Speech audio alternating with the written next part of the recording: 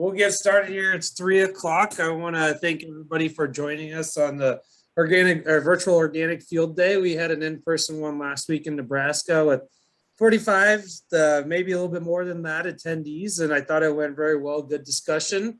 A lot of stuff to look at from equipment to field, but I want to thank everybody for coming to that, as well as jumping on the virtual field day today. The idea of this is to show a much broader picture from Illinois out to Nebraska up to north central Iowa and Wisconsin, kind of give a feel of what crops are looking like there in those parts of the regions, as well as understanding different types of techniques. So we'll display a couple different farms here today and what they're doing, just on a day-to-day basis, but throughout the growing year. And again, just to introduce myself, I know a lot of you have probably heard that. I come from a farm in west central Iowa, grew up on the farm, left for college and a few other things and wanted to come back, took it and converted it organic, and was able to grow that significantly now that we have an opportunity whenever I choose to come back and farm full time. But our organic efforts began in 2015. We went through a series of raising from 2 crops in conventional to 11 different crops one year, and we've come back down to raising alfalfa and organic corn in a rotation. So we went pretty complicated back to pretty simple here in 2021 into 2022. So that's the evolution we took, and throughout the 2015 to 2021, I took the things that I wanted on our farm to be able to learn and understand. We built them into AgriSecure and started to build a network here where people can collect information, share information, and make mistakes and learn from it. So we built this. The AgriSecure is 4 main points here. It's organic expertise and innovation. As I said in the field day out in Nebraska, we're not the best organic farmers as individuals. I'm not, JP's not, I think Pete will be okay to say that he's not. We're not the absolute best organic farmers, but every day we have people from Colorado over to Ohio, up to South Dakota, Minnesota, and then down south, learning, understanding what's going on, understanding what we can bring back to our network and share with everybody. So every day we get much stronger than an individual does, learning from their own mistakes. And then the innovation, understanding what's working, what's not working with data and on-farm research, and being able to see that visually. So again, we bring expertise through the network, not necessarily because we're the best farmers in the world. We're striving to be there, but again, a collective group is always better than one. Bringing the farm planning and execution, so having that platform to collect all the data, get through certification, and allow us to support your certification during the season while you're trying to maintain the crop and grow the best crop you can. So being able to do those 3 has really been a cornerstone of what we're doing. And then having organic grain marketing. And I always reiterate this, the idea of why organic grain buyers buy grain. They try to buy at the lowest price and sell at the highest price. That's the whole fundamental aspect of their job. And so having the least amount of information in a farmer's hand is critical for them to be able to buy at the lowest, sell at the highest. And what we want to do in grain marketing is provide all that information, that black space that doesn't exist in the organic market. Founded in 2018, 75 plus members. I know we're way above 55,000 acres now. So again, we want to bring up the team that will be on here today, and I've went over myself, but we'll have Ken Jenkins. He's a first generation organic farmer. He's in north central Iowa, an account executive, has specialties in expertise in soil fertility, and has dealt in chicken manure before this, so understands that side of the business, which is crucial to the organic operation. Then we have Pete Kaputska, who is also account executive and farms as well. He'll go over his farm here today that I know he's pretty excited about, and I'm excited to see how it yields as well. Done a great job there, but experienced farmer and has a lot of experience in the ag industry throughout the years.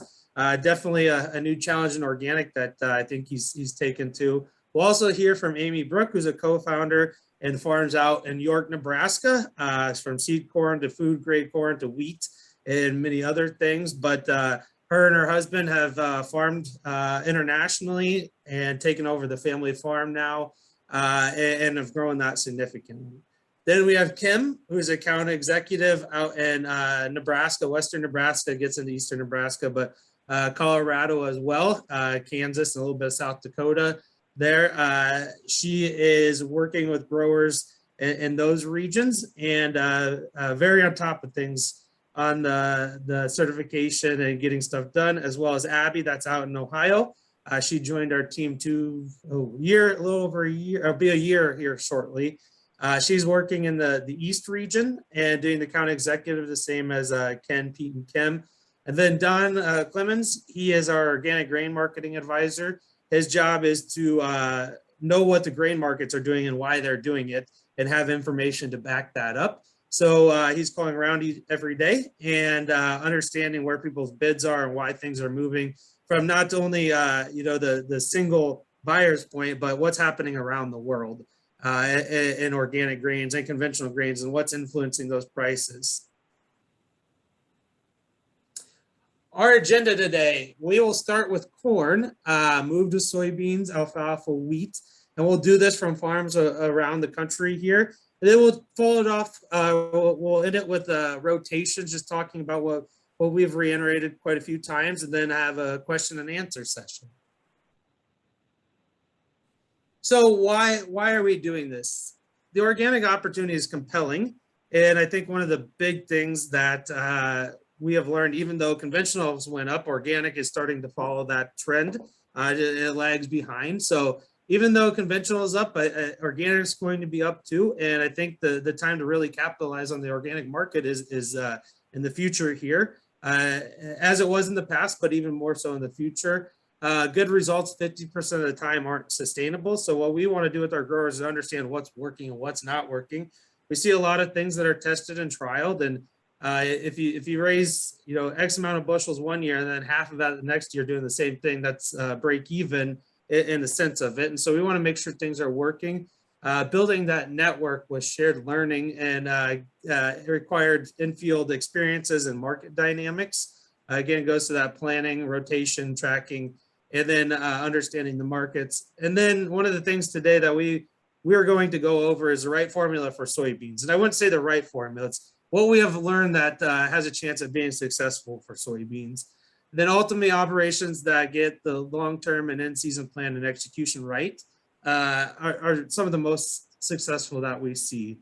One of the big things, and I'm going to go off course just a little bit here, one of the big aspects that I see is in the last 20 to 30 years of organic, we haven't had that much increase of organic acres if you look over the long run.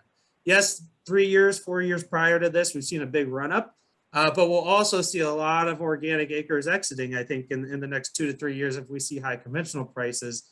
And that's when the most opportunity is here in the next 2 to 3 years. And the reason we see them exiting is because they don't have a plan. They don't have the right information. They don't have the right execution. And it gets really hard, and it's just much more simpler to raise 550 conventional corn. It's not as profitable if you're raising 10, 11, 12, $13 organic corn, but it's easy and it works. So we see acres come in and out without having those right attributes to make the organic farm successful. So one of the first things that we'll go over, and this is organic corn, and it'll be on my farm back in Manning, Iowa here. Oh, it should have changed. So this was a 30,000 population of a white corn for a food grade contract. It was actually planted May 25th, 2021. So we took off a cutting of alfalfa and planted corn right after that. And we have been fairly decently fortunate with rain this year that, I think we'll have a pretty good yield. I think 180 bushels is definitely attainable on this field. If we look at the July 20th, 2021, right after we mowed the grass rows, we have a pretty clean field here, 180 bushel potential. Again, we'll go into the rotations a little bit more. Rotary hoed this field once and cultivated it twice. It probably didn't even need it the second time, but after 3 years of alfalfa, it's a lot more forgiving in the operation. Again, just showing some pictures here. What was put on this field is 2 tons of chicken manure, and then we had about 4,000 gallons of hog manure that we weren't expecting, but they were there and we're able to put on it. So high fertility, good ground coming after alfalfa. So really excited about this field. And here's a little bit more of the actual budget that we have together of this field. It's pretty darn close.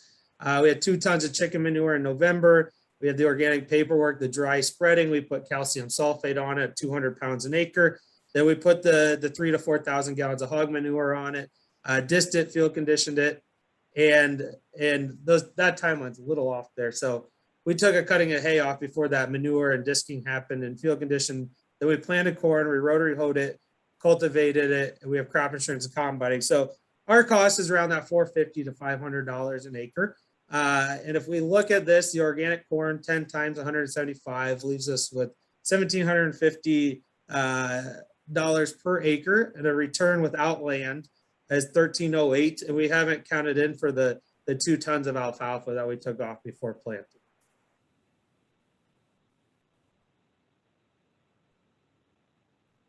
With that, Pete, I will hand it over to you to talk about your success that you're having. And Pete, if you want to start a little bit, give a little background on this, I think it's a really cool story. Sure. Thank you, Bryce. My name is Pete Kapuska. I live in Fort Dodge, Iowa.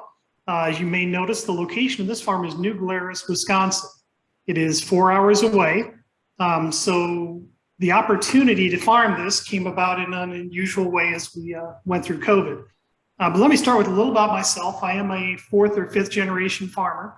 Iowa State Ag Biz. In college, I started farming, took over when my dad died in '87, farmed until '92.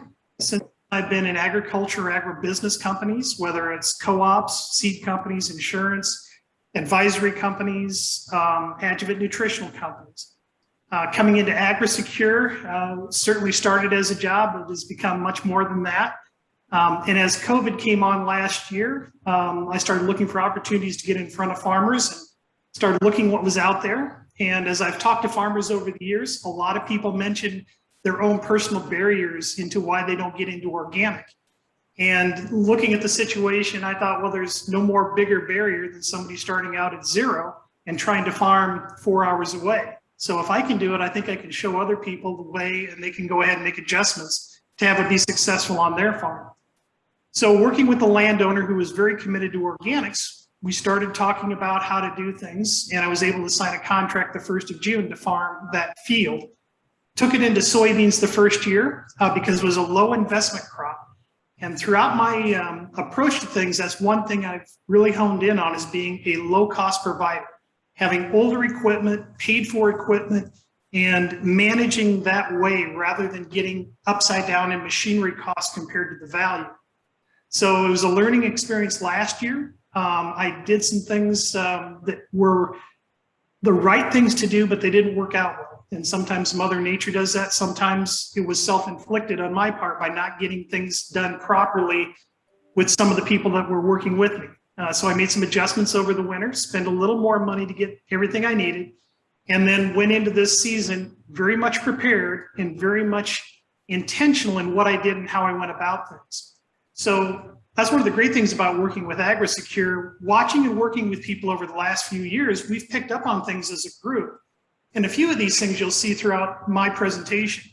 First of all, my population is 36,000. It's actually 36,006. So I've got plants really close together because I am in 36-inch rows.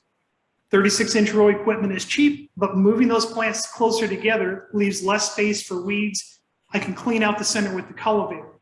It's also cheap equipment and paid for. Planted May 31st. We've done a lot of look at operations and working with people, finding out when that right time to plant is. Part of it is obviously based on weather and soil conditions, but we're finding a trend towards the best and the highest yield potential, and also very clean fields are coming at the back end of May, first couple days of June, pretty much across the area. It is a silt loam soil, so it's very forgiving. So even though they get more rain than we've seen in most areas of the Corn Belt, but normally they get about 8 to 10 more inches in Wisconsin, where this farm is at, versus where I grew up in Fort Dodge. So previous to this crop, it had been managed in a cash rent fashion. So operator came in, spent some money putting a little bit of crop in, took what they could, and really never managed things. And so when I came in with organic soybeans, I wanted to really have a plan and strategy about what to do. And that target that I started with from a fertility point of view and building out fertility with poultry litter, I was looking at that 150 to 175 bushel as a yield goal. You want me to, next one? Yes, please advance. Yeah. So then looking at that planting date of the 1st of May or 31st of May, I did have a little mechanical issue, so I ended up finishing up on the 3rd, but I had perfect soil conditions. As a matter of fact, I had to wait a half day on Memorial Day Monday so the soil conditions on the surface would dry out. I planted 3 inches deep. I wanted to make sure I had that kernel down into moist dirt and had plenty of distance between that kernel and that soil surface, which was drying out every day as the wind and the sun affected things. It so happened that we ended up having over 2.5 weeks from the day I planted to the date of the first rain. So I finished up planting on Tuesday the 3rd. That Saturday I came back and with a McFarland dragged the field to remove any of those weeds that had started to germinate but weren't visible to most people. They weren't rooted, they weren't photosynthesizing and creating chlorophyll, but they were going to cause pressure. So being out there early and being out there aggressively, even though the corn was spiking, I ran through that field in about 3.5, 4 hours at about 10 miles an hour. The next weekend I came back and rotary hoed that field twice. Now I have a 30-foot rotary hoe. So my end rows on each end of that pattern got a 4X rotary hoe. When I finished up, I was really kind of concerned about those outside rows that I had done too much damage by hitting them so hard, so fast in such a short amount of time. But those are also the turnaround rows where you're most likely to have weed pressure because I don't have the technology to run the RTK guidance system. This is all done visually, planting as straight as I can. So that overlapping was beneficial. Next slide. So following that, I was able to go back the next weekend and cultivate. And what we're seeing here is my last cultivation, the 3rd of July. So in a period a little over a month, or not quite a month actually, from when I finished planting, you can see that the plants are being pushed down by the cultivator. That's also not a brand new tractor. That's a mid-90s AGCO tractor, but it's a paid-for tractor. So as I'm going through, not having any moisture, I have very little weed pressure. And because it's a silt loam soil, I'm able to cultivate very fast and throw dirt into those plants and bury any weeds that are starting to germinate between the plants. And you can see I have a very thick and healthy population that's going to help manage weeds. And I think all things considered, give me the opportunity for high yields on this farm. Next slide. Pete, there's a question here. An individual asked, McFarland 4+4 or 8+8? I think it's an 8-bar spiked harrow on a cart. It's a 30-footer. All right. But it's one of those pieces of equipment that I purchased over the winter for $1,300. So kind of keep that number in mind too as we go forward. So I have been at the farm. As a matter of fact, I was there yesterday taking a look. Pollination is more than complete. We do have good kernel set. We are seeing a little bit of tipping back, which with the population we planted is expected.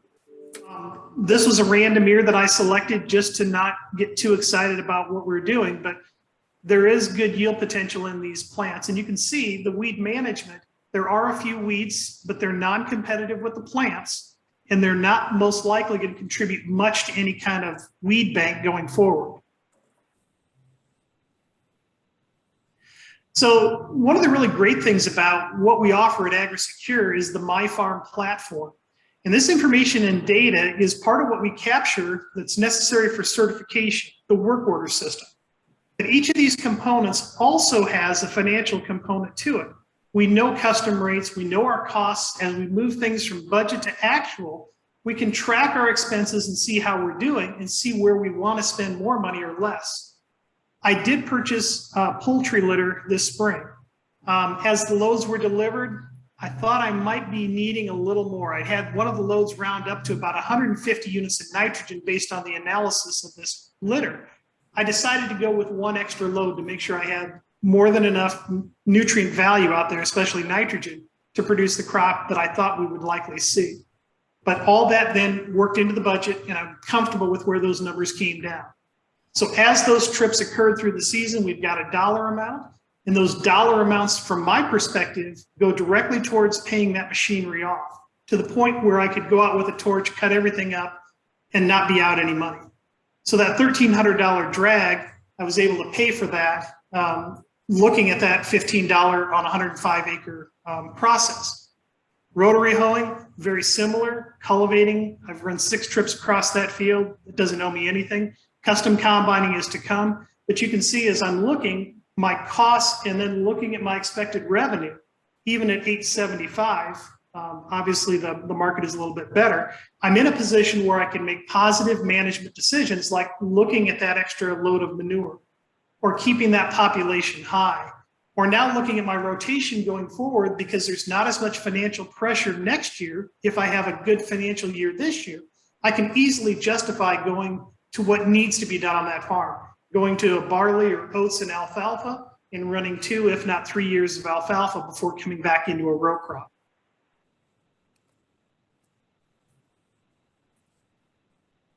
So this is one of those grids that helps people maybe visualize a little bit better when you start thinking about understanding where the market movements can occur, or where yield opportunities are, or in this case, for a lot of people this year, started going away with the negative weather that we had that was dry. It does give you a good idea that even at that 100 bushel at $6, looking at that average of $575 of variable expenses, and I would say for the most part, those variable expenses may have custom rates, but if you own the machinery, yes, they are costs, they are real, but you're not writing checks for those events.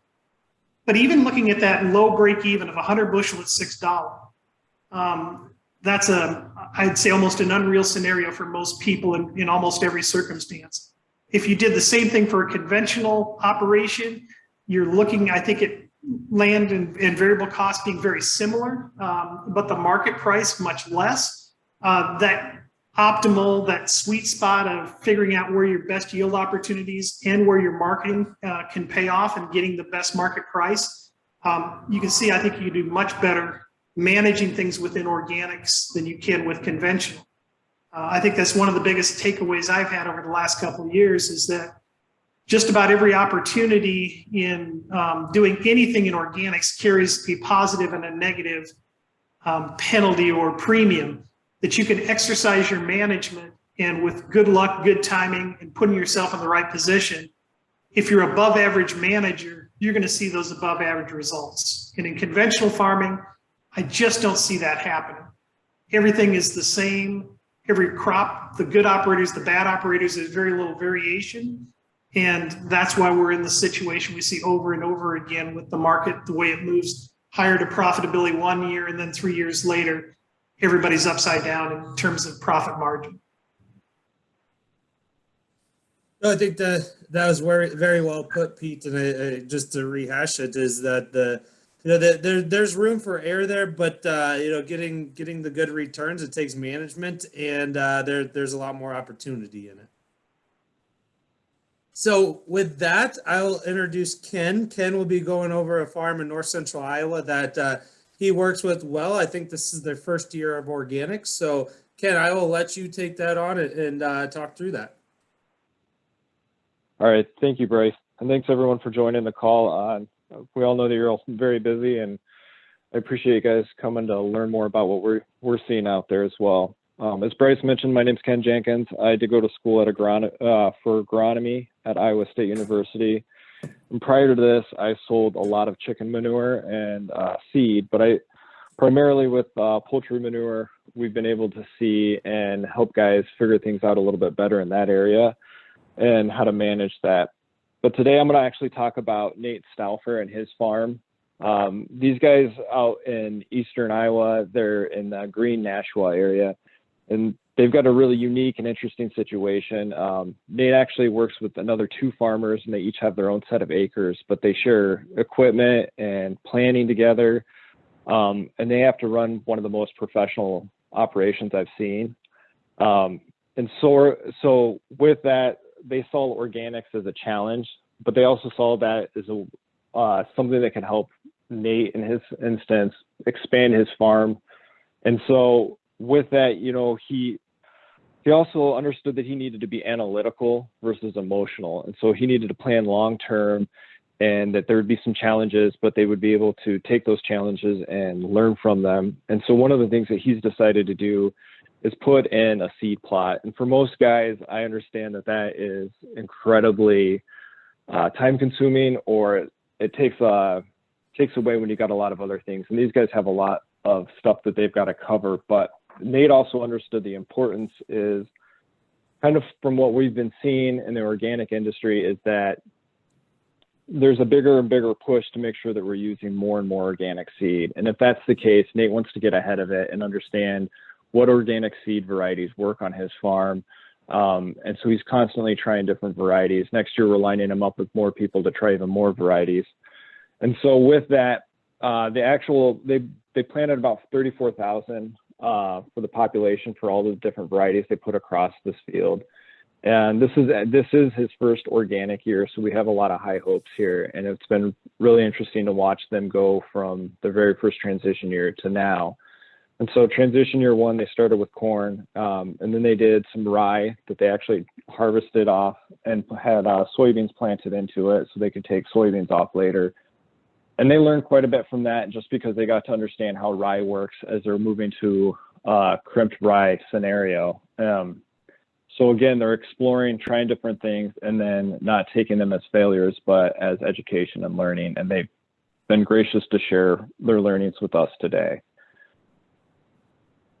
So this is out at the plot when it first came up, and there's a couple of things going on. The weather out there has been not the best as far as rainfall went, but this is where you can almost see the variety changes in the plot.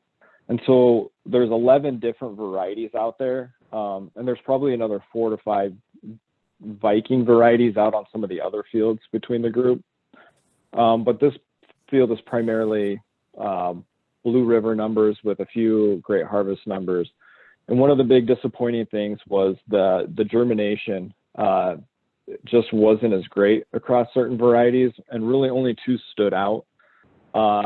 And, it was something interesting that we both kind of expected from one of the numbers. And then I've seen it on my farm because the same 2 numbers stood out for him, and we're just to the west of their farm on the same latitude. But what the other thing is that the Great Harvest that you can see is the one that didn't have the very good germination, and that kind of surprised both of us. But the Blue River there is in front, and you can see that had a better germination. Now, in talking with the seed dealers, they admitted that they probably didn't give out the best varieties, and I think that Nate handled that really well. And they basically told him, if you want to get seed on these farms, you're going to have to bring out your best varieties and your best shot. And I think that that's something that we all need to take into consideration when you're putting these plots out there, that you're staying within your maturity range. You're not getting talked into a higher maturity range or a lower maturity range, that you're not doing this as an experimental for them, that you're doing it for you and your farm. So with that, I'm not here to bash on any of these guys because Great Harvest understood what they did, and they're going to bring out the best varieties next year. Blue River, they also had some challenges amongst their seed. Out of the 8 different varieties, 2 of them really stood out. They had good germination, but the vigor just wasn't there across the board. And that's something, that if we're going to be planting 100% organic seed, we've just got to figure out what varieties do better. And we did have a challenge with the weather, and everybody's aware of that. So this isn't the one all be all year. And so we'll continue to expand what seed gets put out there and hopefully be able to figure out and narrow in on some of the better varieties. If we go to the next slide, you'll see this is just kind of July 28th. I went back and I took a panoramic view because I wanted to show that, that early germination kind of looked rough. But it all started to fill in a lot better. Everything seemed to canopy roughly at the same time. The weed control was really good. I was out there yesterday and I was walking through, got deeper in there, and it just looked phenomenal. But one thing that they did notice is that between that last rotary hoe and first cultivation, Nate noticed the weeds weren't really developing, and that could be due to the drought. or it could have been to tilling multiple times to get rid of that rye that he had the previous year. So they had some trouble killing that off and had to do some more tillage than they anticipated. But the other thing I want to point out is the one unique thing that Nate did that I really like is that he put in a buffer all the way around all of his field acres, and it's a pollinator program. So there's some dollars there that come back to him, but at the same time, there's some pros and some cons. And so the major con that we saw was that the grass starts to creep in to the end rows there at the edges of the field.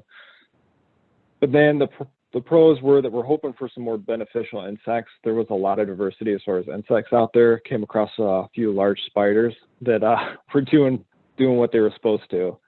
The headlands are a lower cost, typically just because, you know, when you're planting those and tilling in those, the population seems to decrease on the headlands the quickest. And weed control is still always the biggest challenge usually in the headlands. And so he just doesn't have that cost in there. And so now he's really focused on getting the yield in the middle of the field, which is where we all see it anyways. And the other thing he really liked is that on the end rows, he can get in between each of his fields because he's got 3 fields in the same section there.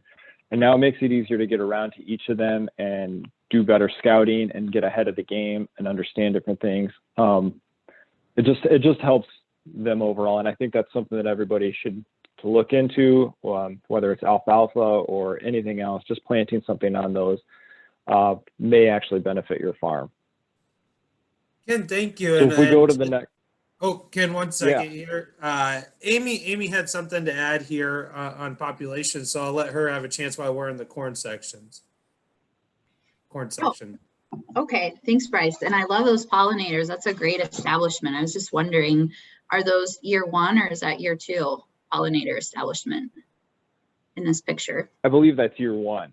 Wow, that's impressive. I believe that's year 1. They did it, I think they planted it in the fall, or it was early this spring. Okay. Yeah, those look nice. Yeah. Quick question before we go on. What's the width of those rows? Are they 40 foot? And is it 40 foot equipment that they're using, Ken? Yeah, they're on a 16 row equipment primarily. All right. And then so just had a question in the question box about that. So yeah. Okay. And that's a good and it's question. 30-inch rows.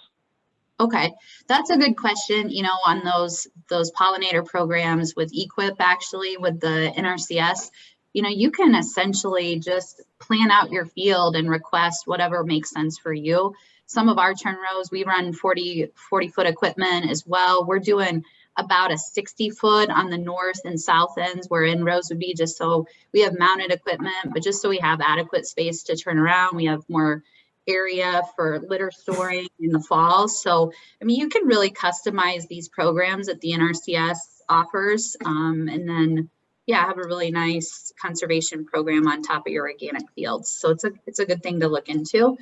I was just going to mention, I know we've seen a couple different takes on corn and population, and what we've done on our farm is actually reduce the population. I know that I didn't do that the first few years of organic farming. They always said, you know, you're going to have some casualties and victims, so plant a few more plants. But, you know, some of these varieties and the flexier capability that's out there, we actually went less. I don't think on our farm, our seed is our limiting factor. I kind of always go with the mentality rule of thumb is 10,000 seeds should give you 100 bushel corn. So 30,000 seeds should give you 30,000 bushel corn potential. 300.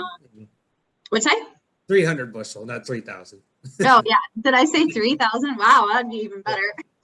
Sorry, thank you. One number off. 300 bushel corn. So, you know, you kind of got to look at what are your limiting factors out there. And if you're farming organically, sometimes our nutritional programs are our limiting factors. So saving a few dollars on your seed and maybe investing that into some micronutrients or a little bit more on your litter program, depending on, you know, could bode well. And also, you know, if you don't have irrigation in times of drought, that's less plants that need water. So it's just something to think about in the back of your head. We run a pretty aggressive weed management program, but I don't see that we're taking out too many plants to justify me planting any more than I have to. So just another tip and take and digest it, however. So thank you. Thanks, Amy. And so Ken, we'll jump to the next one here and then continue on. So Thanks, Bryce. So here is another picture from July 28th. I went out to try and get some better pictures, but I wasn't quick enough. And unfortunately, so here's another one though, and it just goes to show that all the rows are pretty well canopied. The final stand count ended up being about 30 out of 34 plants. So a pretty good stand count. We still have pretty good high hopes. They did end up hiring walkers. Nate said he wasn't sure how many acres they ended up getting across, but I was just curious because I know that that's a variable price for a lot of guys. But typically it cost them over $100 per acre for about 10 hours of work. But I think that will save him in the long run as well. He has his yields are on target to hit where he wants to return. So you can see we put it at 180 bushel. Pulled a couple ears and just looked at them. 40 by 14 is so he's still got that 186 bushel range. So it should be a pretty good return at least. So we had the manure spreading. These guys have gotten good at when their timing and ordering of manure goes. So they typically price it really, really well. Did some disc gripping, the field cultivation, and a couple passes on a high-speed disc. Like he said that they had some struggle getting rid of the rye from the previous year. Planted corn, May 16th, did a couple tine weeding passes, a few rotary hoe passes. And then, they did run the weed burner across there once, and he said that it probably cleaned up his field better than most of the other fields that they were on. And so really appreciative of doing that, even though they were limited on moisture. All in all, not including the rent, which is one thing to note, the rent's not included in this, but, looking at around $670 probably per acre. And then if he gets the 925 and 180 bushels, he's still looking at close to $1,000 net profit return. So it should be a pretty good deal. perfect. And so I think the thing is that 450 to 550, even up to 600 is a pretty good a number that we've come across in our network there. So it's a good thing to take home and see where your numbers are. Yeah, and just one more thing, if I could mention it, is that Nate will share the results as the yields come in, because Amy did point out something really important, that just because we have a reduced stand count in different parts of that, they are flexier, so you never know if they overcompensate. And then, test weight always plays a big role, and we still have some rain to catch here. So we'll be making that available to AgriSecure Network, and then we might eventually have that in a webinar later this winter. Thank you, Ken. That's perfect. Thanks, Bryce. Yeah, to bring that up. So we'll jump into another operation that fortunately he is on vacation. There's a question here. So Ken, I don't know if you have the exact answer off the top of the head, but a question about Stoffers there is you have $105 manure. How many tons of manure did they apply?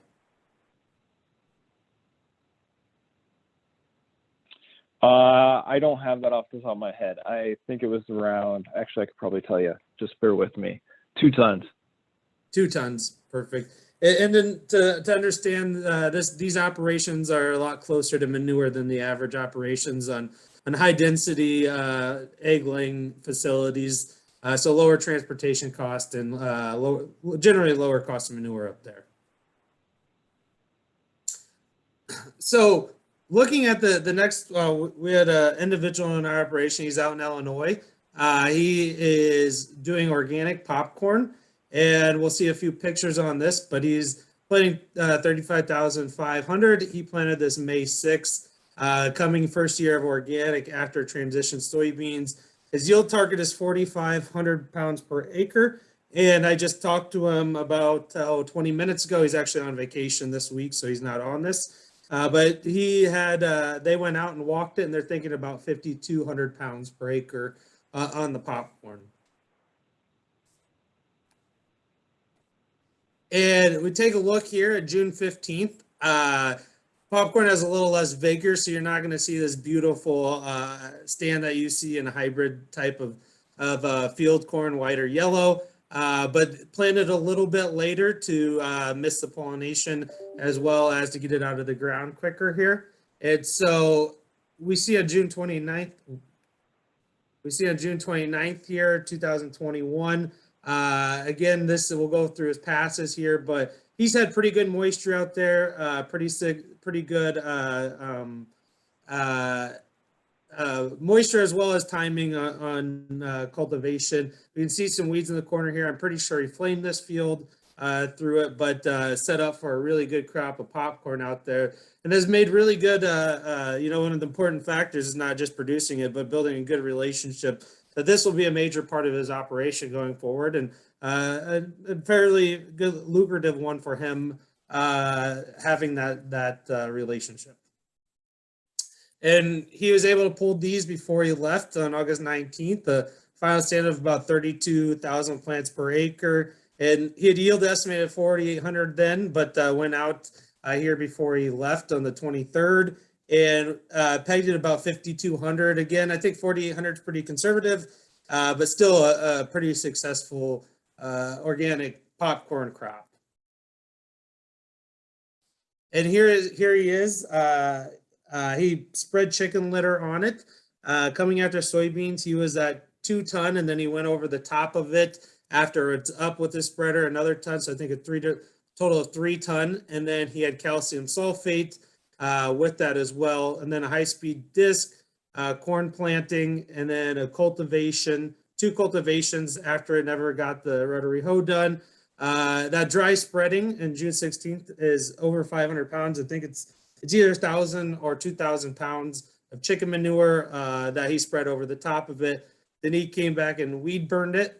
That rotary hoe should probably, that we got to mix up there. That should be May 21, May 27 before cultivating. So he did get it rotary hoed twice, and then a late cultivation through it, and then combine and harvesting. So he's not much different than conventional or the regular organic corn, but he does spread out his manure, which I think is something to look at. I know Amy and Tyler, who you just heard, do it and see success on it. So it's something that we're really considering is putting a side dress of manure on it. It probably not a ton, but at some lower amount that has a little extra boost at the end of the year. And so if we see this here, it's just another white corn that we're going through. Again, we'll go through all the corn first. It's the most exciting one. It's one of the ones that is most profitable, so we want to go through that first. But again, a white corn he raises for food grade, coming after a transition to winter wheat. There was corn and test plot in it and field peas, but majority of this farm was transition winter wheat. He's had some issues in the past with wet weather, and 133 plus bushels he had last year with some issues. I saw the field. I'm thinking 150 to 160 bushels out there this year. And again, looking at this, a slower start down there, but once it hits that nitrogen, it really takes off. And he had just flamed this field before the picture there, and putting chicken manure over the top. And you can see the final stand has come back really well. Looks beautiful out there, and it really has a good crop growing on it. There's the picture of the white corn, so the August 19th before he left, 32,000 plants per acre, and he's got a little tip back, but not too bad at all. So overall, a successful crop. I know I talked to him a little bit before this, and one of the things he said is he wished he would have went through the field one more time with the row crop flamer. You can see in the background in the left picture there, he's got some water hemp and pigweed that came through that it's not going to affect his crop this year very much, but going in the future, it's something that he's got to take care of. And we'll talk a little bit about what we're doing on his farm to solidify the rotation in the alfalfa section. Joe, just going over the field plan again is the solid manure spreading, planting corn, the rotary hoeing, cultivating, weed burning is part of his program. He wished he would have weed burned one more time and cultivated one more time, as he did on his popcorn. just something that he noted. They're still going to have a fairly decent crop, but he would have liked a little less weeds in it.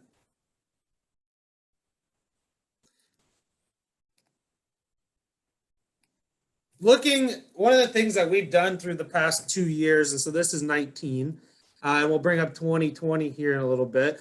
We took the planting dates and we took the yields that we had available in our network, and we had 69 data points with an average of 150 bushels through Iowa, Nebraska, Illinois, and South Dakota. And we took some of the data out that didn't have actual plant dates or yield dates. And so we had 69 points. Again, it's not a huge statistical type of data set, but it's what we have and it's what we're building on. I'll go to the next one. It's one of the things that we're able to do through CY20, and we'll do in 2021 again. But combining it, we had 86 data points, 123 bushel average. Again, this was the drought year. A lot of our growers were in drought, and we expanded the data a little bit. But on average, in this data model, planting after May 15th gave us the best chance of success. Now, again, there's higher yielders planted back in April. But if we'll go to look at the statistics on this data, after May 15th seems to give us the best opportunity for the highest average yield. So I'll let everybody look at that a little bit. We'll go explain the data a little bit more in the next slide. Again, we'll be able to present this for 2021 as well as we get those in. So if we look at the years CY19, if planted before May 19th, we had 9 below average and 3 above average. And after May 19th, we had 25 below, 32 above. So you're 56% opportunity to be above average compared to that 25% after May 19th. And then we picked a date in 2020 just to kind of give a range. Again, we had 27 below average planted before May 15th, 20 above average planted before May 15th. As you can see, we had 11 and 18 in the similar statistics there. So we had a 35% versus 62% average of planting after May 15th. And that was on the all. So if we take the drought areas, we see even more significant average that you're above average compared to the rest of the group.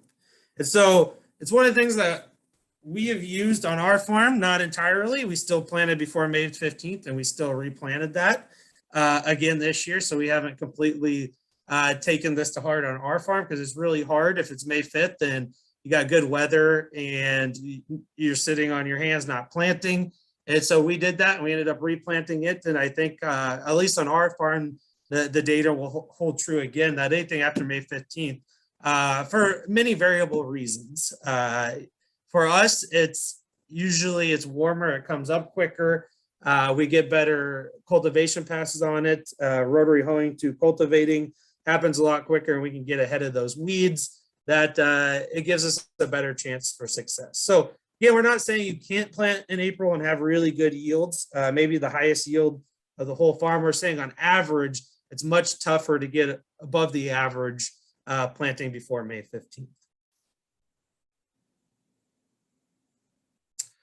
So takeaways from organic corn as a group, singles and doubles seem to win more than swinging for a home run. So managing manure, managing rotations, managing, hitting that 180 instead of shooting for 220, which 220 will come if you can hit 180 first. So managing those singles and doubles, rotations that set up the field for the right nutrient profile, weed management capacity is critical. And I'll give you an example on that. After we take alfalfa out, we have another week and a half before we really have to be on top of weeds. So if it rains, we got a leeway there. If we're planting after another crop of soybeans, you have to be on top of that field right away. Not saying it's not possible, just saying you got a little bit more management if you set up a little bit more leeway on management if we set up the rotations right. Late planting can lower yield potential, but offers a greater likelihood of success. So being above the average. With that, I don't see any questions in the Q&A. So we will move into organic soybeans, just what we've seen around the country, what we've learned, and we'll revisit Chris Clockengay's operation a little bit because he's doing some interesting things that we've had quite a few questions on. Just revisit what he's gone through, and then as well as a few other operations. And so one of the things that he is really focused on through transition and in organic, I would say he's probably at 5 years of doing no-till soybeans in our network, probably one of the more successful ones. And a lot of that is due to trial and error. He's been learning. I'd say he moved from a 30-40% success rate up to 70-80%, which is something that I would be comfortable with doing if I was successful 70 or 80% of the time. And it's taken 5 years of learning on his farm ground to be able to manage that with some very costly mistakes, but some very good successes as well. So we'll go through his journey on a few of his fields that he has, but he's doing everything from rolling rye to planting rye, planting soybeans, harvesting the rye in July, and then harvesting the soybeans later on. So we'll walk through a few of these that he's had on his operation. So if we look here, we have a June 29th picture. The Elbon rye was sown at about 75 pounds per acre. And final yield, because this is one of the fields that he planted rye. And one of the success he attributes to this year, which he's going to have, he thinks conservatively 50 bushel beans. He thinks it's going to be over 60, but he wanted me to say 50 just to make sure everybody stays conservative on that. But the field right here, you can see he came in and combined this rye off the top of the soybeans, got 15 to 20 bushels, and allowed the soybeans to go. And I drove by this field into July, and I can tell you there was weeds out there, but if you weren't looking hard, you couldn't tell if it was conventional or organic field. So I think he's going to chalk this one up as a success. But again, going back to what we talked about at the field day in Nebraska, we have to understand context around what makes success. And this field is first year transition. He just got control of it. It's so pretty good weed control before for the most part. And it's first year transition, so not a lot of weed pressure, but he took off 15, 20 bushel rye. He still thinks there's 40 to 50 bushel plus yield potential here. And there's the field in August of 19 after the weed zapper. So he has some weeds out there, but again, a lot of water, hemp pressure, and conventional fields around it. He came back, and on the left there is the soybeans after he harvested the rye. It looks good. He pulled a couple and shared them with us, and thinks there's really good yield potential there, and really like the dynamics of how the operation worked, of not having to roll it, not having to guess when to plant it, and make it all successful and happen together through the weather patterns. That planting rye, planting soybeans, and harvesting both of them have been fairly simple for him. And again, keep it in context, this is first year transition. So I think, before I, tell other people to do this on a large scale, it's to see how it works in ground that's been organic that has some weed pressure. So just an activity at a high level is disking, and one of the attributes that he contributed to his success this year was getting the rye drilled early. Usually it's in October. He was about 2 to 3 weeks early this year. He spreads manure on the rye, so he'll put a ton of manure out on the rye, and he really thinks that helps it tiller get more robust and keep the weeds down and get out of the ground faster in the spring, which I have to agree with. And then on May 2nd, he planted the soybeans, and then is combining the rye on July 7th, and then ran the weed zapper on August 16th. So a lot less operations throughout the field for this type of production. And then we go to another one of his fields. Again, this is the same thing. We'll dive into it a little bit. But he did rolled rye this year too on long-term organic. That I did see it looked pretty good. I was pretty amazed by it. Still had some weeds out there, still had to zap it, but it wasn't a failure by any means, and actually quite a success if he gets that 55 to 65 bushel beans on it as well. And so here's one of his rolled rye fields. Again, 5 years of experience, 5 years of paying tuition. He sowed around 158 pounds an acre on this field. And I know he comes in and plants it, and planted it around May 2nd. And then we'll come in and roll it at middle to end of May when it hits anthesis. So as you can see, it's terminated when the soybeans were at V1. So I really, one of the better fields that I've seen this be performed on. And this field is a little, it makes me feel more confident because it's been organic for 3 years now. And so I really want to see the no-till rye and soybeans are do it with weed pressure in that field. And you can see here's the field, August 19th, that you just saw there. We got some water hemp on the end rows, but if you look past that, it is not bad at all. He will come and I believe he'll weed zap this. And I think there's 60 bushel bean potential out there, as well as the field's not a whole lot different than if you look across a conventional one. So fully potted beans, they look good, look healthy, and a fairly good, robust stand out there. He might have not, I think he did come back. We don't have it in here. But here's the activity: disking, drilling after the crop last year, drilling rye, planting soybeans, and then coming back and rolling on May 25th, coming back and combining. So it seems easy when we put it in this type of activity list. But again, 5 years of research on his own farm have been into this, and success and mistakes have been made. So I want to say this was very happy to see a success, and it's awesome. But walking through this with him the last couple of years, it's just one of those things that takes time to learn and understand for your soils in your area. We did it on our farm too. After seeing a success last year, we planted rye on 55 acres. And then in April, we came back and planted soybeans. We harvested the rye. We have we sell rye to whiskey. So we had a hybrid that did about 60 bushels of rye on it and looked pretty good. We'll get into the pictures a little bit here, but very happy with it. As you can see in here, we have the soybeans growing under the rye, planted late April. And for us, it's really a soil erosion thing. We do it for soil erosion, being a little bit more hilly.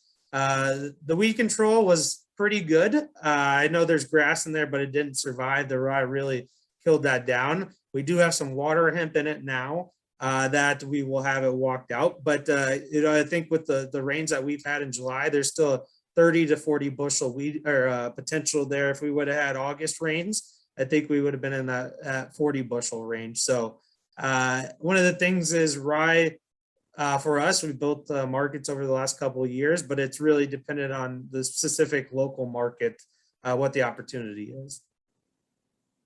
There's the rye field. Soybeans are under it. We were messing around with peas, and that's a whole nother story that I dread. Peas now were really difficult for us this year. The drying and getting them combine was not good, so we got behind on rye harvest. We would have took these off a week earlier. I think we were in that July 15th range, and we're usually in that July 7th to 10th. But we came in here and harvested this field, took the rye off the top. Now the soybeans look pretty darn good. Again, we don't have as good a weed control as Chris did, but it's something that I think we can manage through. And there's a question here. So I will, 1 second, let me bring the question up.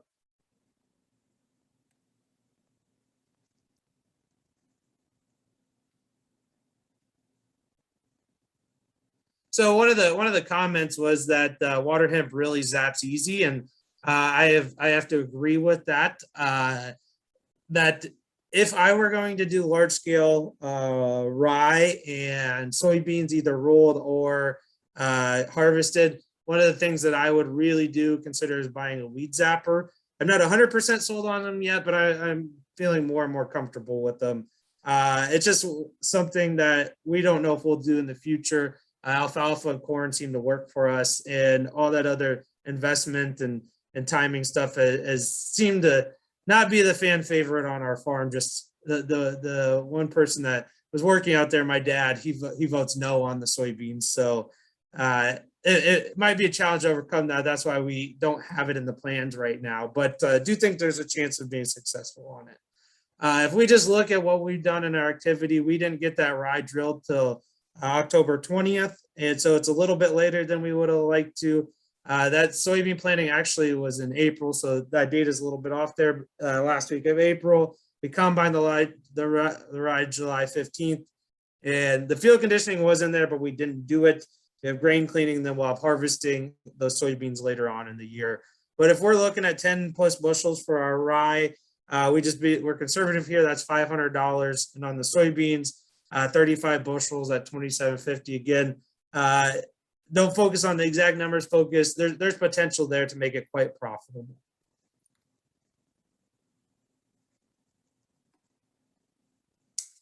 One of the comparisons we always do to understand why we're doing stuff is looking at soybeans planted into rye, looking at soybeans traditional, taking two different types of thought here. Why are we doing it? The traditional soybeans take a lot more work, a lot more man hours in the field. And again, these numbers are comparative. It's not, don't take $526.01 to heart. It's looking at if we put these on paper, what kind of savings are we having, not comparing the time savings, but looking at about $75 difference here on actual production costs, because a lot of people don't take in higher seeding rates. Planting rye is not cheap, especially if you're going to plant 150 pounds of rye. Looking at manual weeding, you're going to still have some in no-till. I really plan on a fungicide and insecticide. Having that green there, at least in west central Iowa, when you plant, can lead to armyworm issues. It can lead to insects, and having one of those in there will cost you $45 an acre. So it's something in conventional we don't worry about as much. It's kind of optional. In planting into rye, it's something that you're going to run into at some point as having insect pressure when you're planting green. And so just looking at the difference here, there is savings to doing no-till, but the savings is as much as one would think without putting it on paper to understand that. So organic soybean takeaway here, and we have another question. So one of the questions, how were the beans planted into the rye? And so good question. And there's quite a few ways to do it. In those pictures that you saw on B&B Earlbeck Farms, we did a 15-inch row planter, John Deere planter, what we'd plant our normal 15-inch row beans that went in there. And it didn't really harm the rye at all. It knocked it down a little bit, but you couldn't even tell went through it in about a week. So we used a 15-inch row planter. I think we have a 30-foot, 7.5-inch John Deere drill that if I know I can get it into the ground, which I think I can, I think I'd almost be on 7.5 inches and not 15 inches in our planting. So we use 15 on those, but I think I would move to 7.5. So hopefully that answered the question. What were takeaways on organic soybeans? What we've learned over the years, if you're going to do no-till, select a number of acres based on, or organic soybeans or no-till, either one. Select a number of manageable acres and the capacity that you have to make sure you make it a success. So our conventional till soybeans that we tried a little bit this year, we did it on 13 acres.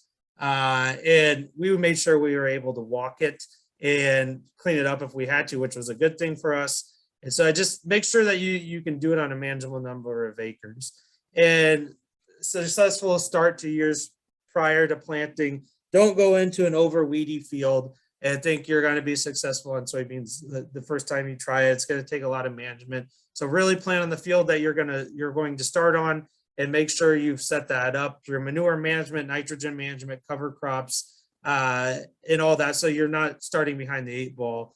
Our takeaway from no-till soybeans is they have promise, but it's going to take some failures to get to success. So trialing it, going and learning from people, refining what you think is going to happen, what decisions you have to make during that I think really determines success, and what's made Chris successful is he's had those learnings. He can make the right decisions based on the environmental factors, the timing factors. So what we would do if we conventionally plant beans is make sure we plant them later in the year.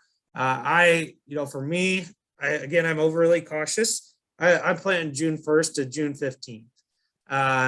I'd rather do 40 bushel clean beans that I don't spend $300 an acre walking than to try to push the yield really high and have the chance of failure. But that's our management style. That's not everybody's. And so I think the one thing for our operation is later planted beans have a greater chance of success, just being cleaner, getting out of the ground faster, and canopying faster.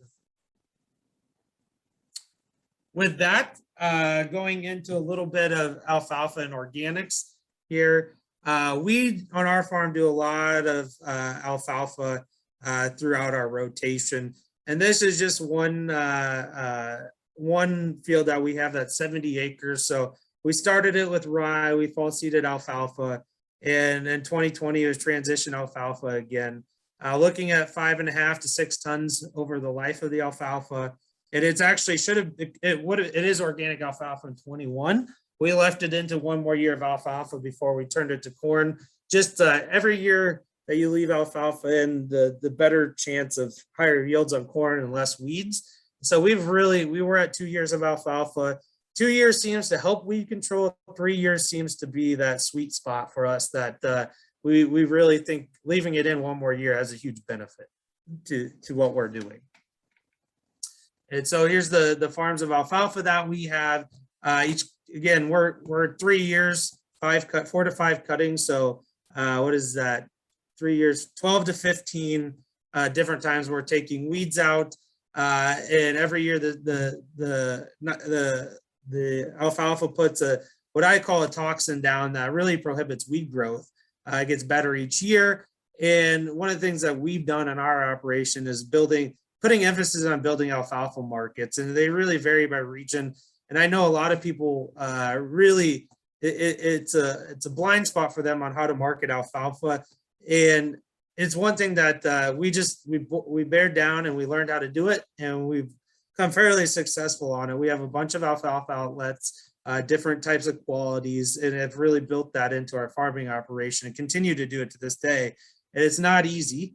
Alfalfa takes work, and we manage that workload by hiring different jobs done for us, but it's something that's allowed us to be successful on our farm. So just looking at first year alfalfa, so everybody understands you have to establish it. Looking at a lot less yield that first year, so having a total revenue of around $600 or a $205 return to land on management, so that's without rent. If we look at second year, we're averaging about $960 an acre, a return on land management without rent of about $571. So that really works, and these are pretty conservative numbers for the year of 2021. These are in between year 2020 and year of 2021. So one of the things that we really look at is how to market alfalfa, how to produce it, and be very good at it, because it really gives us that good chance to be successful at corn.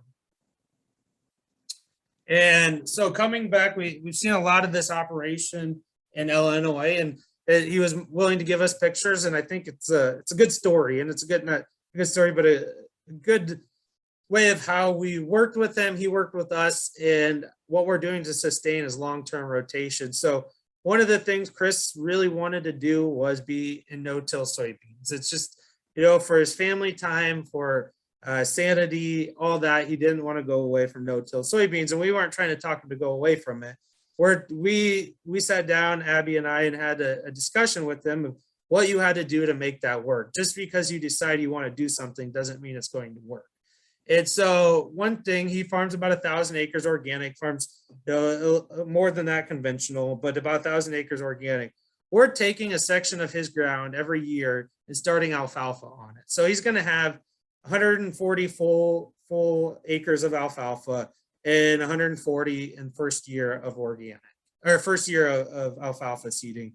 And he's going to rotate around the farms to start having better weed control after he comes out of alfalfa, and also to reduce his nitrogen need. His manure in central Illinois or south central Illinois is very expensive, and there's not much of it. There's not a lot of creatures running around his area or near his area. He's probably one of the higher cost manure areas that we work with just because of where he's at. And so not only does this do weed control and allow him to extend that rotation of no-till soybeans, it allows him to reduce that nitrogen load the first year for organic corn and reduce his input. So it's one thing that he's committed to doing. He harvested the oats off. He's got the oats marketed. Where he's at, he's going to have another cutting of alfalfa in there. And so really building that out. I know it's one thing we started small, and he's realizing that, the benefits of the alfalfa, cutting the weeds out, that he's just going to learn how to market alfalfa and make those markets work. And so it's one of those things that he'll be able to, I think he'll be able to keep going with the no-till soybeans if he can work some weed control, full field weed controls in there on some of it. On the ground 1 out of 5, 1 out of 7 years, because he farms really good ground. It's flat, straight. He's got good opportunity for weed control on it. And again, there coming back after the first of the alfalfa, but oats and alfalfa to get him started. He might do oats and barley next year. Oats were about 70 bushels an acre. He did about 1.75 tons acre on the first cut of hay stubble, which had some straw in it. Really good for the beef cattle out there, and a good opportunity for them. And so just the activity list, because we like to show what he was doing there. But he planted, usually they don't do this, but he planted oats and alfalfa at different times because he didn't have a drill that would do it. The same, came back and combined oats, then had harvest those oats July 9th, harvest the hay August 2nd, and he'll get another cutting out of it. So just one of those things that to keep his rotation going longer and being able to do things he wants to do, you got to sacrifice at different points to do that. One of the things that we looked at just to understand the alfalfa market was each year the harvested amount of hay acres have went down since 2000, except for a few years in 2012, 2013. But in general, we'll see the trend going down on that. And one of the things is that the farming generation is getting older. Less people want to do hay. It takes more management. It takes more time. You can't just plant, spray, and go to the lake all summer. So it takes work, and not a lot of people want to do it. So I think there's a strong market for hay going into the future here. And then as we see conventional prices go up, we see alfalfa conventional prices go up. So the next couple of years, if you have a weedy field that you want to get under control and don't want to turn it back to conventional, I think hay is a good opportunity, and it's different across all parts of the country. But the numbers are showing that the price is increasing.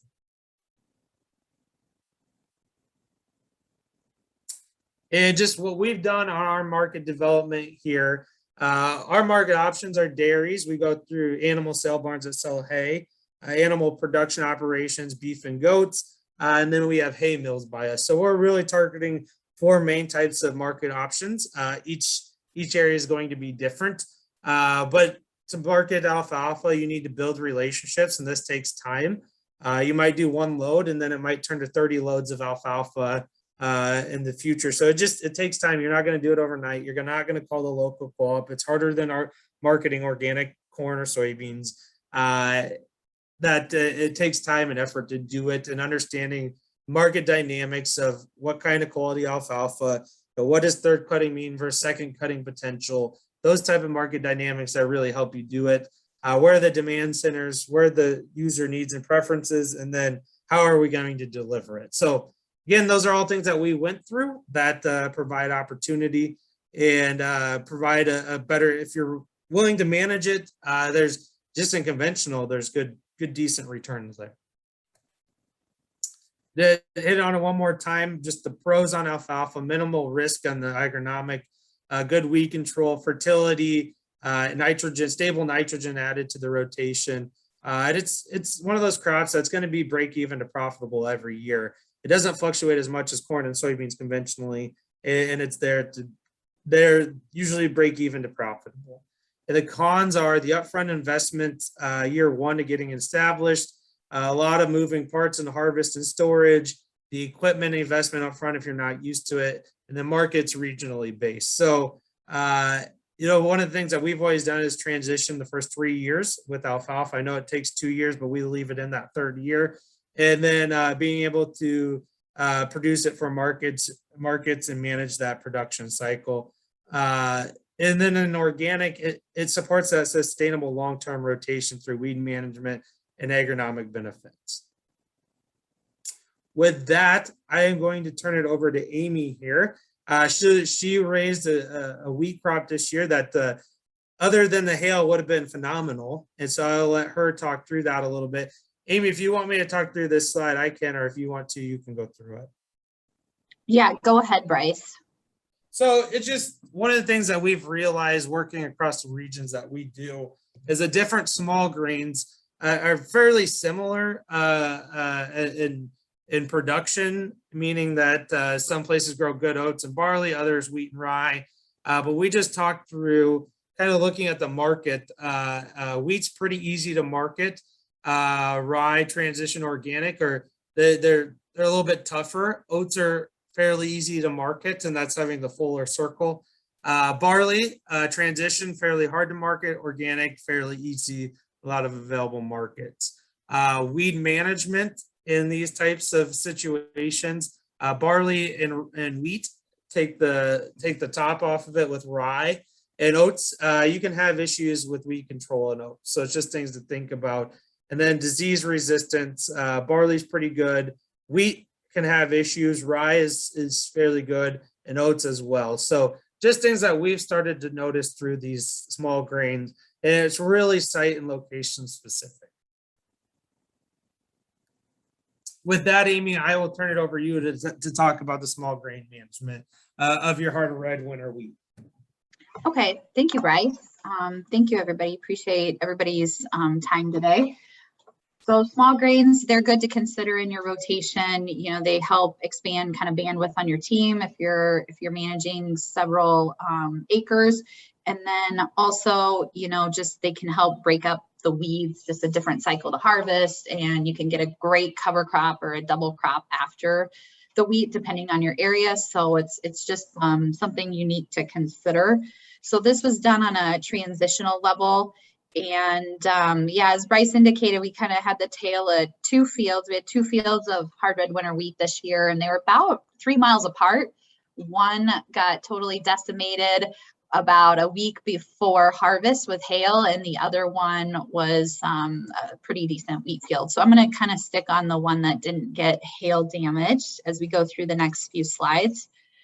The variety that I chose it's called SY Wolf, and in this area, a lot of people are gravitating towards that. It's kind of, it's rated excellent actually on disease tolerance, so that's why it's selected. It's a semi-dwarf variety, so it doesn't really get that tall, but as you can tell in these pictures, the establishment of it gave and provided really good weed management. So in terms of seeding rates, that's something really to look at when you're picking out your varieties. There's different test weights for all the wheat, so definitely keep that in mind. Seeds per square foot is what you're kind of aiming for. If you're planting it earlier on in the time frame, you can get away with less kernels per square foot. But as the time goes on, and this was actually a very late planted weed, we put down about 120 pounds per acre of this variety just to get that weed establishment. What you're trying to aim for is about 4 to 6 inches of growth in the winter if possible. We had 1 inch, so yields are affected the later on you plant the wheat, as well as it just makes it a little bit more susceptible to diseases as the springtime goes on. But actually, we didn't have any winter kill. We had those frigid temperatures, if everybody remembers. I think they were really across most of the Midwest, but we thankfully had that blanket of snow. So didn't receive any winter kill, which was great. And again, you can tell pretty good stand there. We did at joints, so there's different times to apply nutrients on your wheat. Essentially, it's pretty much fair game to drive on your wheat fields until really that joint stage happens, and that occurs kind of the latter part of April, beginning of May, depending on when you get that wheat in the ground. So we went on and frost applied our litter onto that blanket of snow, and that got tied up into the wheat. And then we also put on that Tiger Sol, which is elemental sulfur at 90%. So it's an OMRI approved product, no restrictions, but definitely talk to your certifiers about that if you're interested in applying that. So sulfur in conjunction with nitrogen helps that protein into your wheat, gives you that test weight and provides good yield. So it's something that we do on most of our fields of wheat and also corn as well, because sulfur, it's very similar to nitrogen. It's not going to necessarily build up in your soils. You got to look at your soil tests every year to see if you need to add some more to your fields. Other than that, you know, wheat is a fairly hands-off type crop, except for crop scouting.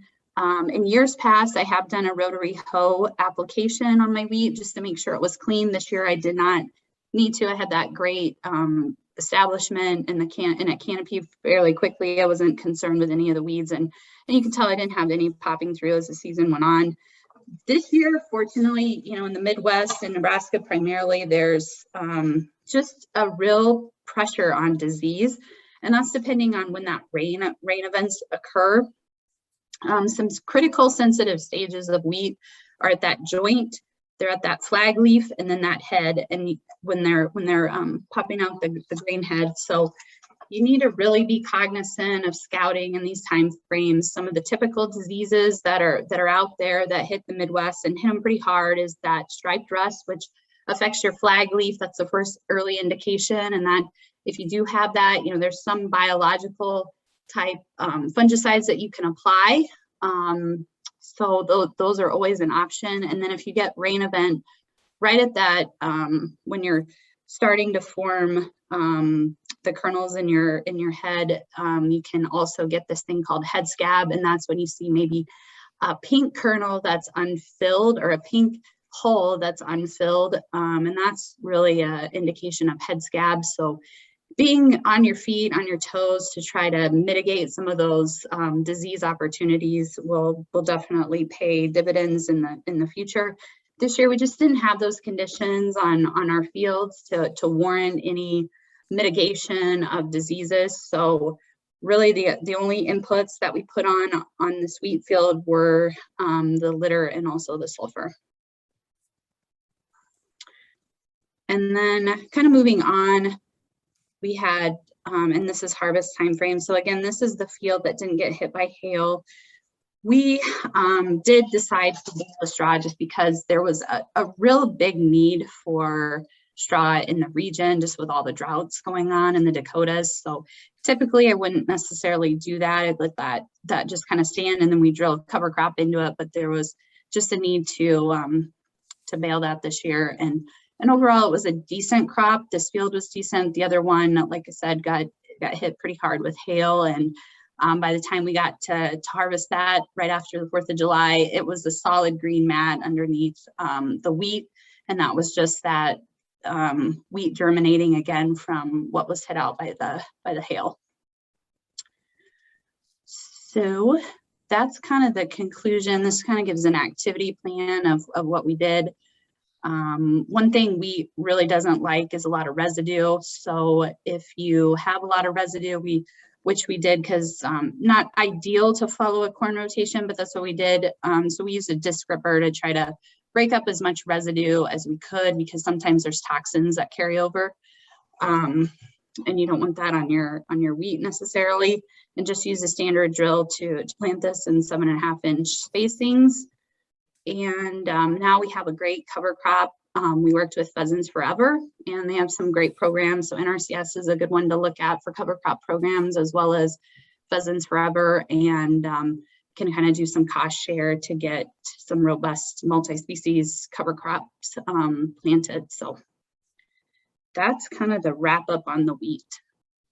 Amy, I have your pictures Tyler sent me of your corn with Neil Kinsey in it. Can I share that with them? Yeah, yeah, All right. sure. All right. I don't know which ones you're sharing, but yeah. All right. Can you see them, Amy, or I can share them here? Let me. I can't now. All right. Pete, can you see them? Oh, yeah, now I can. All right. I just think this is really impressive, and I think we'll have a little time left. So I just want to, what you and Tyler do is really manage the soil. And looking at this year, Tyler sent these to me. Just very impressive. Thank you. Yeah, the only problem with this field is it's such a small field. It's only 40 acres. I wish it was a little bit bigger, but yeah, it kind of shows what can happen. We've had an intensive soil focus, like Bryce mentioned. We do the EC mapping of our soil with a Barris sled. So then we just kind of manage to those zones, and we've done a lot of investment on the micronutrients so that are naturally mined. You need to show your soil samples to your certifier, but then we've been investing on that copper, zinc, manganese, just to provide overall plant nutrition. It allows for us to really reduce any type of foliar product that we're putting on crops, any type of fungicides and insecticides as well. So this field this year, we had put on boron, which is in granulobor, which is in a solid form, because that's also an anion that's movable every year in your soil. So you really need to look at, when you're growing corn, your sulfur, your boron, and your nitrogen, because those are not buildable nutrients. The other ones are. So that attributes to good germination, good seed fill, and higher test weights also. So those are just things to look at. And then, yeah, this variety, this was actually prairie. It's a food grade. It's 8229.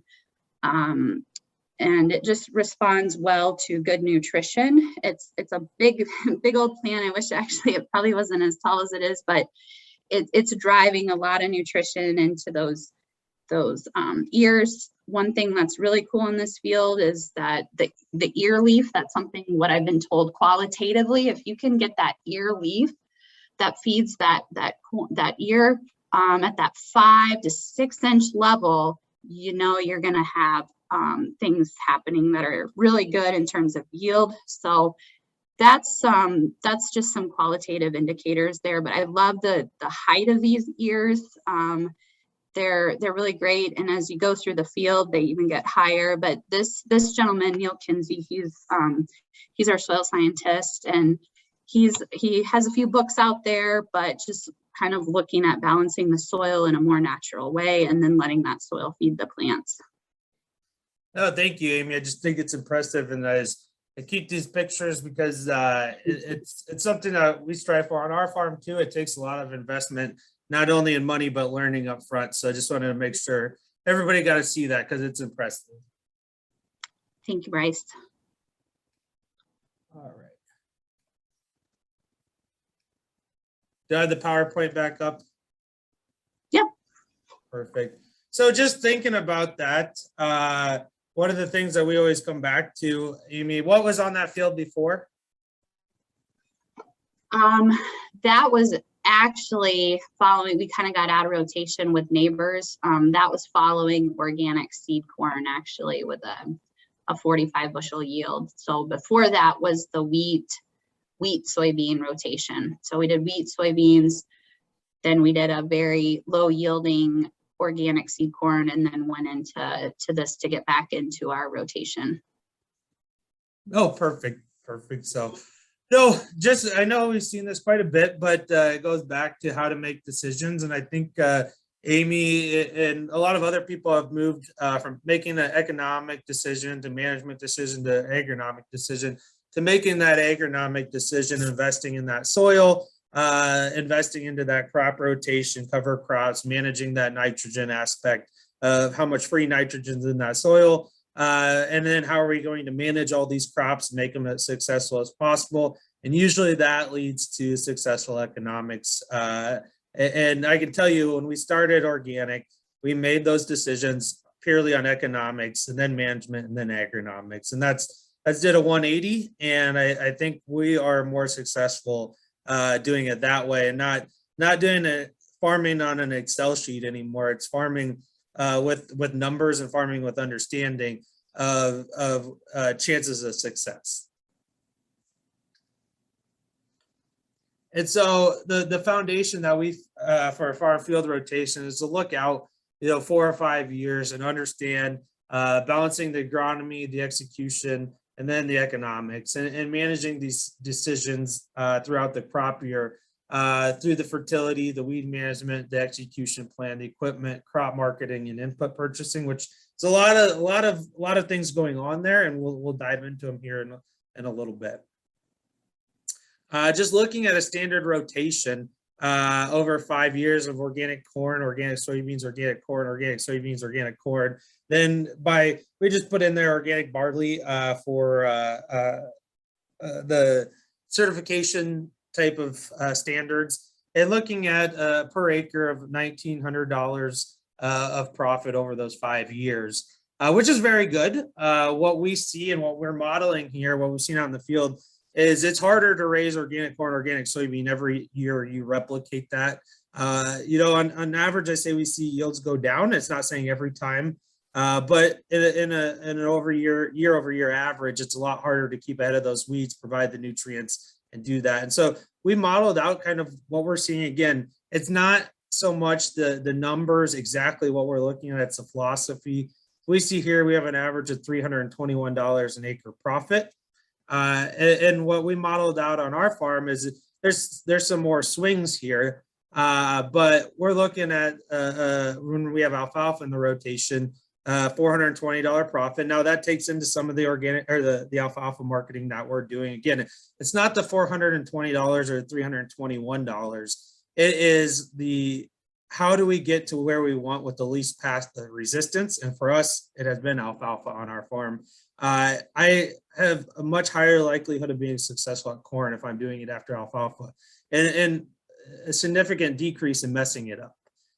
So again, looking at these numbers, what we want to put together is not specifically talking that this number or that number. It's the overall factor of looking at a rotation can be just as profitable as trying to squeeze out as much in 1 year overall. And that's that staying power that we talked about at the beginning of the presentation here, is we see organic acres go way up and then come way down, and then go up and then come down. And year over year, the last 20 years, we've only seen a 2% increase in organic acres at an increasing level. So it's one of those things. How do we stay in it? How do we be successful? It's looking at the long-term rotation. And the takeaways. Question. We have a question here. I will stop and answer that. Amy, did you have drain tile on any of these fields that you presented? Oh, no, in this area of Nebraska, we have really light soils. Well, Hastings silt loam, and there's no tiling. We're about 0 to 2% grade. Perfect. But it is under irrigation. Yeah. Yeah. So Amy is high percent of her acres are irrigated. Mm-hmm. For the rest of the people you saw there, we've talked about. I'm going to make an assumption that a lot of them were tiled, the fields that you saw. And just for what we do, any field that needs tile is going to have tile before it becomes organic. It's just one of the rules that we live by. It is very hard if the ground needs tile and you try to do organic on it and do not have tile. There's a lot of risk to doing that. I'm not saying it's impossible, but just the risk in doing that. So the takeaways we've learned this year is rotation, and be able to plan that out, and not only for the crop production, but for input supplying. This year, chicken manure is going to be tight. It's going to be expensive. Getting that in the past couple of months has been a huge savings to our farm, and I know it has been to quite a few farms. Being able to plan out, have a rotation, know what you're going to do, purchase inputs at the right time, sell market at the right time, because you know where your yields are going to be, or differences in the bottom line you don't see until you start doing those things. And it's been a real positive to our farming operation. Again, I talk a lot about alfalfa. It's because what I know, it's something that's comfortable on our farm. Each region is going to have a different rotation, but the principles of breaking up the weed and disease cycles, they're not just in the organic rules, or the organic what we think about organic. They're actually needed, and it varies region to region, again, how often that's needed. But it is one of those things that's just not a suggestion. We really encourage it, and we see benefits from doing that. Then understanding your workload and management and capabilities and equipment are critical to building a execution plan. I just had a 2-hour meeting with the grower we work with. We talked through a lot of these just to build that base level for him to understand what has to happen throughout the year. A really good manager, farms 10,000 acres, only 500 organic. And the way he's managing this 500 acres is how he's looking at the way he managed his conventional acres, but realizing there's a lot more decisions. He was marketing 2 crops. We're marketing 5+ crops. How do we do that? How do we get all this done and make sure we don't have 200 bushel corn, but really crappy alfalfa and beans that are 30 bushels because we focused everything on corn? How do we manage all that in a rotation has been really key, and he's really focusing in on that. So I think his chances of success are very high. And then a risk management, make sure you don't let that risk management go to the wayside. So understanding insurance, not only the rotations, but insurance is very important, and doing that right. I've seen hundreds of thousands of dollars lost this year on operations because the risk management that wasn't done right. Just because we're organic doesn't mean we can't have issues with drought and hail and things like that. And not having it done correctly, it can be a huge impact when you find out in the middle of the season that you're not actually insured for what you're doing. And especially one of the notes that I want to make is with the no-till, there's a lot of rules that are not set in stone that you want to get in writing before you attempt to do that on the field, just to know what you can and can't do, so you're still have a good risk management solution on that farm. So with those takeaways, I think we're at the end here. And so just looking at AgriSecure, we're a network that is built across the United States, and we work with organic farmers and starting to work with regenerative organic farmers as well. You can go on YouTube and see what we're doing on our farms. There's videos on there, and we'll keep adding more to it, but very good videos. Go search it on YouTube if you have if you want to see what's going on there via video.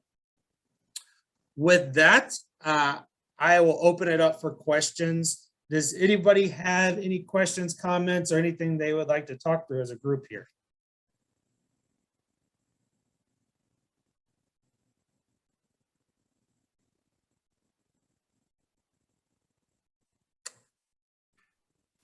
I guess, Bryce, one thing I think guys might have an interest in, is there any kind of high level direction on where we see markets this fall with corn and soybeans? Obviously, good chance to catch up with Don to get a specific area, but are there some trends or things you're seeing out there? Yeah, so I think that's a good thing to add in your team. Thank you. For me, to be honest, I get all my information from Don. With everything else going on in the operation AgriSecure in life, I trust him to be able to be on top of things, let me know if they're changing. But if we take his advice as one of the things to be careful with for harvest is if you don't have storage. Pipeline, as we know, is I think they're still operating, but we know what's happened there, and we don't think it's going to have much effect on the overall price of organic, but there could be issues of not having space to store organic in the fall if they're not taking it, or something would happen there. So really have your plan solidified for fall. If you can't store it, don't wait till you get in the combine to have a marketing plan for those unstored bushels. You might end up taking $1 or $2 less a bushel because these other companies are going to know that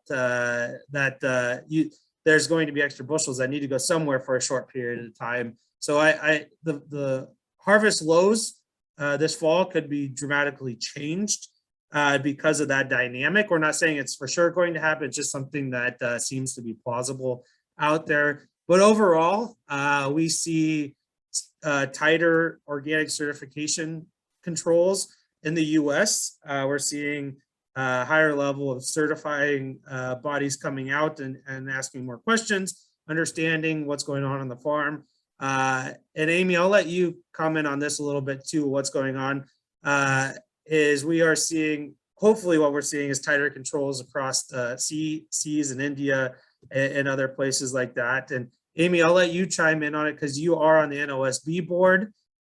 She devotes a lot of her time to that. And so Amy, if you want to talk a little bit about that, I think it has a greater market effect than a significant market effect. Yeah, absolutely, Bryce. Thank you. I know it's definitely a global market, our organic markets, even though, you know, in our backyards, it feels like a niche, but there is a reduction on imports right now. There's starting to be tighter controls.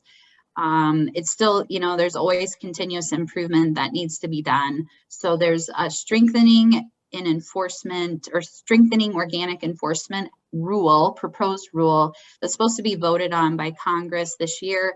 And that's going to start establishing where certifiers need to also certify the handler portion. And I think, you know, farmers are getting these annual inspections, end users are getting these that are getting annual inspections, but that middle transaction, the broker, the exporter, the actual handler was exempt from some of the inspections. And so I think that's what you see when you look at these shelf stable crops overseas, a lot of different transactions. It's hard to follow the supply chain verification when the system is just done through paper transactions and one-sided lookbacks. So, you know, the SOE is going to help.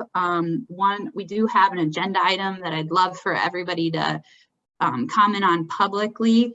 It'll be released September 1st, and it's on this integrity and keeping on building on integrity, trying to add a little bit more technology on that transaction, the transaction exchange. Mainly targeting these overseas transactions. You know, when you see these larger volumes coming overseas from different places, like Bryce said, India, you know, it does leave some questions because we all know in our own circles how hard it is to farm organically, that we just want everybody to play by the same rules. So it's definitely near and dear to my heart to continue bringing up these enforcement opportunities and how do we tighten up the rigor with our processes. But there will be, again, I think it'll be released September 1st, and I'll have the AgriSecure team hopefully circulate an email when that does go public, just about some methods that we're looking at from an NOSB board. Basically what happens on the National Organic Standards Board, we create recommendations, get public comments on those recommendations get turned into the USDA for rulemaking and then get voted on by Congress. So there's a lot of interaction that we have and want to have with our stakeholders and farmers to get valid input so we can put the right plans in place to try to eliminate some of the fraudulent activity that we continue to see and just make sure everybody's playing by the same rules. But it looks like if you kind of follow what the trends are, and Don probably has a better comment and handle on this than I do, you look at what happened with our own organic markets in 2012 after the big drought, 2013, 2014. We did get that big rally because we weren't seeing as many imports coming over. And it was a great time for US producers to really lock in some great market prices. And then hopefully we can sustain those market prices a lot longer with just some better overseas controls. No, thank you, Amy. And I know you put a lot of time into the board and have a lot of good insight there. So appreciate that. And you know, just to recap the kind of where the market's headed, I'm pretty bullish for the reasons outlined before. Crop production, conventional prices, and the strengthening enforcement of the organic rules